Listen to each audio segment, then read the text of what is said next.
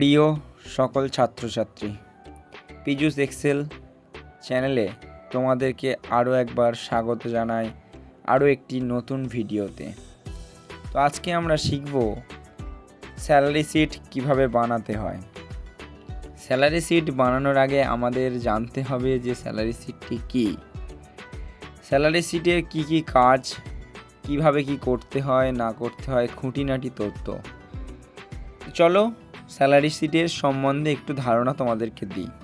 মনে করো তুমি কোনো কোম্পানিতে কাজ করছো, সেখানে তোমার দায়িত্ব দেওয়া হলো প্রতিটা এমপ্লয়ের স্যালারি তোমাকে দিতে হবে তার অ্যাটেন্ডেন্স অনুযায়ী, এবং তার সঙ্গে ডিএ থাকবে, তার সঙ্গে এইচআরএ থাকবে, তার সঙ্গে টিএ থাকবে, তার সঙ্গে তার ওভারটাইম স্যালারি থাকবে, gross salary, PF, ESI, in hand salary, এই সব জিনিসগুলো নিয়েই একটা পুরো স্যালারি শিট তোমাকে বানাতে হবে। চলো বেশি সময় নষ্ট না করে আজকে শুরু করা যাক এমপ্লয় স্যালারি শিট।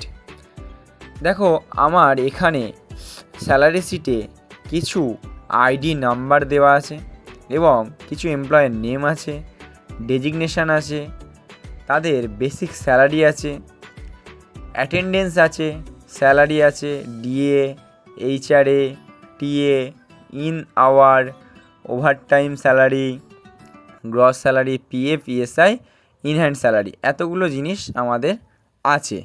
এবার আমরা দেখে নিই এখানে কি বলছে, বেসিক স্যালারি। বেসিক স্যালারি জিনিসটা কি? বেসিক স্যালারি জিনিসটা হলো, ধরে নাও তোমাকে কোনো কোম্পানিতে তোমাকে কাজ দিল, সেখানে কোম্পানিতে কাজ করবার আগে বলেই দেবে যে তোমার 30 দিনের টাকা হচ্ছে এত। তার মানে কি আমাদের ধরে নিতে হবে যে বেসিক স্যালারি আমাদের 30 দিনে 32,000 টাকা। এবার ধরে নাও আমি 30 দিন কাজ করলাম না, তখন কি আমি 32,000 টাকাটা পাবো? তাহলে তো পাবো না। ধরো আমরা কত দিনের টাকা পাবো? তাহলে আমরা যে কদিন কাজ করেছি সেই কদিনের টাকাটা পাবো। তাহলে কদিনের টাকা পাবো? 28 দিনের টাকা। অ্যাটেন্ডেন্স অনুযায়ী আমাদের টাকা যেহেতু দেবে, তাহলে আমাদের অ্যাটেন্ডেন্স অনুযায়ী যদি টাকা দেওয়া হয়, তার মানে কি আমাদের স্যালারিটা কোন বেসিসে বার করতে হবে? অ্যাটেন্ডেন্স অনুযায়ী। তাহলে চলো আমরা স্যালারিটা বার করে ফেলি খুব সহজেই। তাহলে আমাদের স্যালারি বার করবার নিয়ম কী রকম? স্যালারি বার করবার জন্য স্যালারি এর ঘরে সমান সমান বেসিক স্যালারি আমাদের বলেই দিয়েছে যে 32,000, তাহলে বেসিক স্যালারির ঘরে ক্লিক ভাগ 30। আমি কি বললাম? এক মাসের টাকা হচ্ছে আমার 32,000। তাহলে আমি কি করলাম? বেসিক স্যালারির ঘরে ক্লিক করলাম, এরপর গুণ চিহ্ন দিয়ে আমি কি করছি, অ্যাটেন্ডেন্সের ঘরে ক্লিক করে এন্টার মেরে দিলাম। সাথে সাথে দেখো আমার অ্যাটেন্ডেন্স অনুযায়ী স্যালারি বার হয়ে গেল 28 দিনের টাকাটা। এরপর আমরা বার করব কি, ডিএ। ডিএ কথার অর্থ কি? ডিএ কথার অর্থ হচ্ছে ডিওয়ারনেস অ্যালাওয়েন্স। এই ডিএ কথাটির বাংলা অর্থ হচ্ছে মহার্ঘ ভাতা। এই মহার্ঘ ভাতা বিষয়টা কি?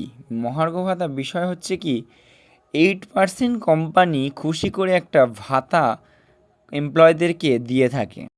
তাহলে চলো আমরা ডিএটাকে বার করে নিই। তাহলে ডিএর ঘরে সমান সমান স্যালারি এর ঘরে ক্লিক গুণ কত পার্সেন্ট? 8%। পার্সেন্ট চিহ্ন দিয়ে আমরা কি করছি, কিবোর্ড থেকে এন্টার মারলাম। সাথে সাথে দেখো আমাদের ডিএ বার হয়ে গেল। ডিএ হচ্ছে কি, ডিওয়ারনেস অ্যালাওয়েন্স। আমি কি করলাম, ড্রাগ করে নিচের দিকে টেনে দিলাম। এরপর চলে যাব এইচআরএ। এইচআরএ কথার অর্থ হচ্ছে হাউস রেন্ট অ্যালাওয়েন্স। এই হাউস রেন্ট অ্যালাওয়েন্স বিষয়টা কি? ধরে নাও তুমি এক দেশ থেকে অন্য এক দেশে কাজে চলে গিয়েছো, তো প্রতিদিন যাতায়াত করা সম্ভব নয়, তাই যে কোম্পানিতে তুমি কাজে গিয়েছো সেই কোম্পানির আশেপাশে তুমি একটা কোনো বাড়ি ভাড়া নিয়ে থাকছো এবং প্রতিদিন সেই কোম্পানিতে কাজ করছো। তো কোম্পানি তোমায় কী করলো, সে বলে দিল যে তোমাকে আমি একটা পার্সেন্টেজ ঘর ভাড়া দিয়ে দেবো। তাহলে ঘর ভাড়া কত পার্সেন্ট দেবে? 8%। এই ঘর ভাড়া বার করতে গেলে আমাদের বেসিক স্যালারির উপর বেস করেই ঘর ভাড়া বার করতে হবে, বেসিক স্যালারি এবং ডিএর উপর বেস করে।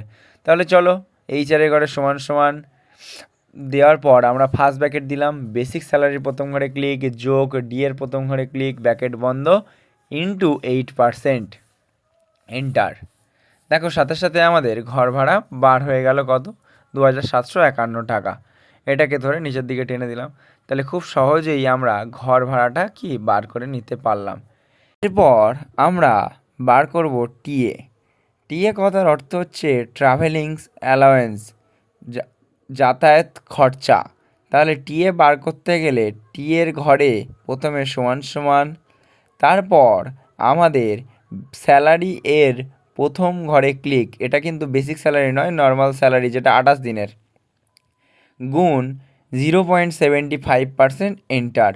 সাথে সাথে দেখো আমার 224 টাকা টিএ ট্রাভেলিং অ্যালাওয়েন্স বার হয়ে গেল। এরপর আমরা আওয়ার বার করব। তাহলে আওয়ার বার করবার জন্য আগে ঘন্টার পরে আমরা এইচআর বসাবো। তাহলে নাম্বারে গিয়ে কাস্টম জেনারেলটাকে মুছে দিয়ে একটা হ্যাশট্যাগ বসাতে হবে, দেন স্পেস, তারপর ডবল ইনভার্টেড কমার মধ্যে HR মানে hour, double inverted comma close, okay. সাথে সাথে দেখো HR বসে গেল, মানে আওয়ার বসে গেল। এরপর দেখো আমাদের টোটাল 28 দিনে মিতা ক ঘন্টা ওভারটাইম করেছে? 6 ঘন্টা। তাহলে 28 দিনে 6 ঘন্টা ওভারটাইম করেছে, মানে তাহলে ওভারটাইম স্যালারি কত বার হবে? সেটা বার করতে গেলে ওভারটাইম স্যালারি ঘরে সমান সমান বেসিক স্যালারি ঘরে ক্লিক ভাগ 30। এরপর দেখতে হবে আমাদের একদিনে কত ঘন্টা কাজ হয়। একদিন মানে ক ঘন্টা কাজ হয়। কোনো কোনো কোম্পানিতে 12 ঘন্টা, কোনো কোনো কোম্পানিতে 8 ঘন্টা, তাই ভাগ 8 করলাম। করার পর গুণ ওভারটাইম এন্টার। সাথে সাথে দেখো ওভারটাইম স্যালারি বার হয়ে গেল। এবার নিচে টেনে দিলাম। এরপর বলছে গ্রস স্যালারি। গ্রস স্যালারি কি? সবগুলো আমাদের যোগ করতে হবে। যেমন overtime salary, TA, HRA, DA salary, এগুলো সব যোগ হবে। তাহলে গ্রস স্যালারি এর ঘরে সমান সমান ওভারটাইম স্যালারি প্রথম ঘরে ক্লিক যোগ টিএ যোগ এইচআরএ যোগ ডিএ যোগ স্যালারি এন্টার। দেখো সাথে সাথে কতবার হলো? গ্রস স্যালারি আমার এত টাকা বার হয়ে গেল। এরপর আমার পিএফ বার করতে হবে। পিএফ কথার অর্থ হচ্ছে কি? Provident fund.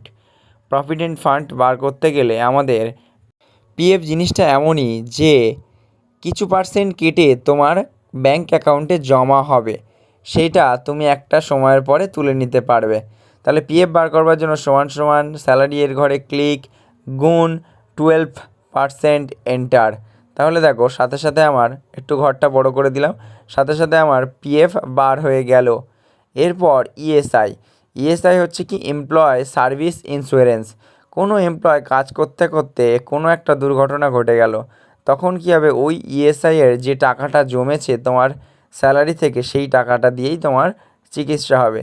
তাহলে ইএসআই বার করবার জন্য আমাদের প্রথমেই ইএসআইয়ের ঘরে সমান সমান স্যালারি এর ঘরে ক্লিক গুণ 0.75% এন্টার।